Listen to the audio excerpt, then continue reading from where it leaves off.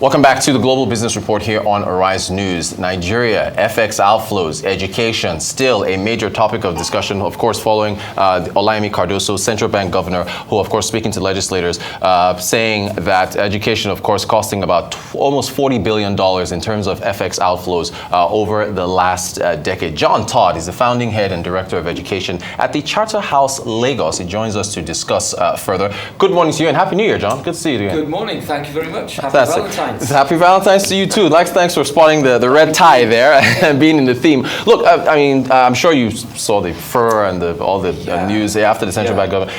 But for parents, or rather these FX outflows that are going out of the country, parents just want better education for their kids. Is that right?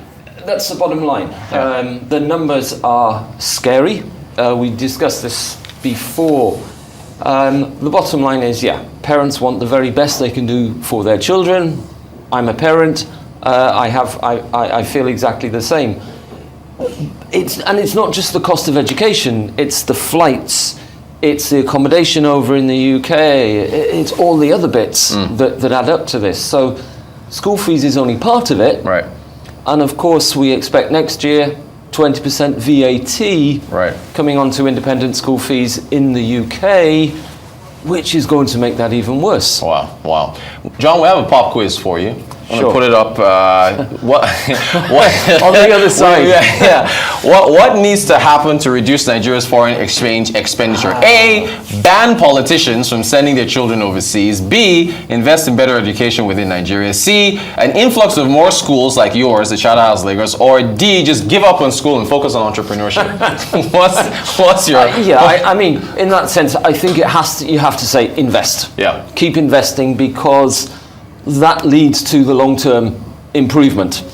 And I think then if people invest, then we also will likely see more schools like Charterhouse coming in. Yeah. We know there are more schools in this space.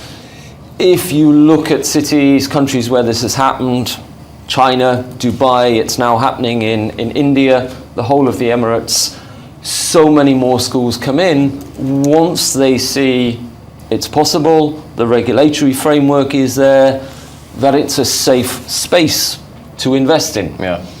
And when we've looked at it, we've said, okay, it's a challenging environment.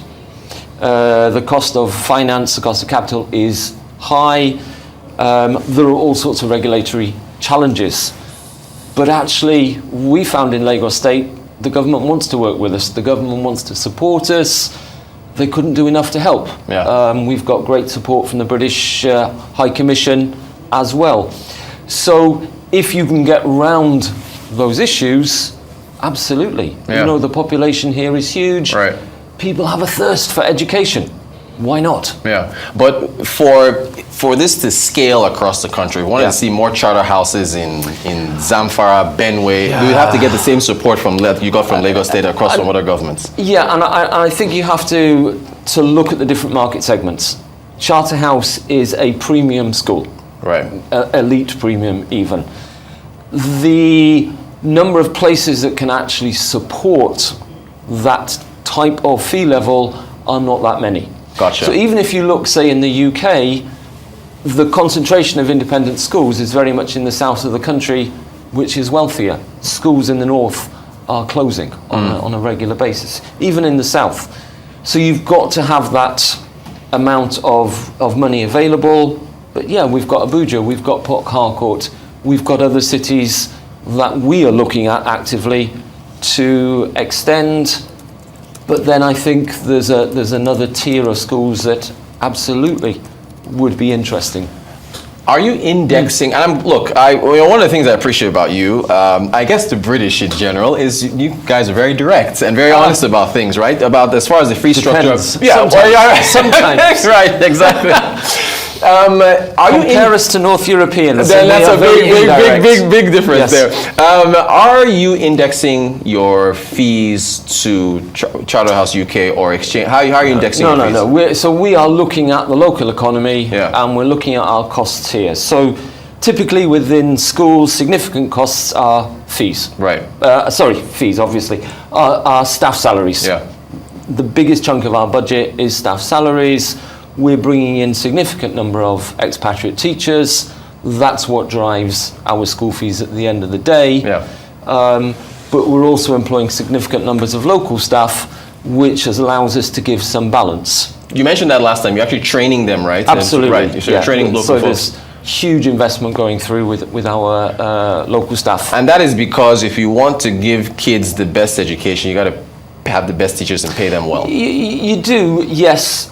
But the other thing around foreign staff is they don't stay. Right. Now, some will, Yeah. but there will be a constant churn. What we want to do is make sure that the offering is sustainable, which okay. means we've got to train up our local teachers, but also it's facilities, it's finance, it's cleaning, it's all those other things. And we found some absolutely amazing local talent that we've already brought in, that we're starting to train. Excellent stuff. John, how do you know when a country's education system is flourishing? Is it jobs pop up, or we're looking at the elections in Indonesia happening? Is it because even when you have the best candidates that all have these academic qualifications, what's the clue? And yeah, I'm struggling to think of, is there a single answer to that? Yeah. And I don't think there is. Yeah. There are so many great products coming out of the Nigerian education system, and yeah, my country is benefiting from them, as is the US and so many others. So in some ways, I think you can say, Nigeria's got a really effective system because half the world is trying to take them off you. Right. So for me, I think the biggest challenge is probably tertiary education. Right. So if you look at where are the top Nigerian universities, I come from a relatively small country. Yeah. We have got world top 10 universities and lots of top 100 universities. Yeah. I don't think you can say that in quite the same level about Nigeria. Right, true. So getting those quality tertiary education institutions in place, I think, is really, really important. As you know, Nigeria, the Academic Staff Union of Universities has had a number of strikes over the last years. I think I already asked you this the last time you were on the show, but in case folks missed it, the public education side and the funding, or the debates on, where remind us where your position is on that. And I think, again, it's not a simple thing. Yeah. Yes, the government needs to support it. That support needs to have a level of accountability. But why not have private sector involvement in that as well? And again, look across the world, you'll see huge endowment funds. So reaching out to alumni, to companies, support us. That also gives direct access to apprenticeships, students being able to go and actually experience what is it like to work in these different industries. My oldest daughter goes to a public university in the UK, and I pay fees, top-up fees. Yeah. So I think there's definitely a mixture of both. The key issue is around accountability. You need to pay your staff well. The only reason you're going to get good staff is if you pay them well. The single biggest influence on the quality of learning in any classroom is the teacher. Right. Invest in your teachers, the product that comes out is better. Yeah. So, there's a whole load of pieces in there. If the lecturers are on strike, those students aren't learning anything at all. Right. That's a huge issue. I don't want to venture into Nigerian politics. Yeah, certainly. I'm not going to do that to you. I'm a visitor. I want to give you that, certainly, but I appreciate your thoughts. Listen, you have a wealth of knowledge in the education sector, so it's always good to ask you these questions. Are you still on track to open up September? The answer is yes. Actually, we're ahead of track. Oh, okay.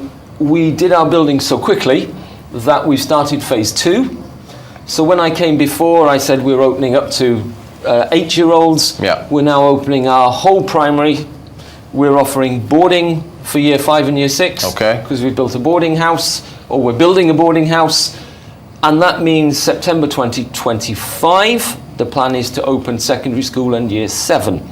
So we've got a whole host of new facilities coming up, particularly sports facilities, more specialist classrooms. So definitely opening this year. Yeah. Secondary school is coming a year early. John, we're going to keep calling you back because there's always Please. updates happening in the education sector. We want to keep track of what you guys are doing. You're helping us to reduce FX outflows from the country, and we hope this kind of stuff scales across the You no longer need to go to the UK for an independent school education. There you go. It's here in Lagos. Right here. Stay here. Keep the money in here. John Todd, head of course, CharterHouse Lagos. Thank you so much for joining us. Appreciate your time.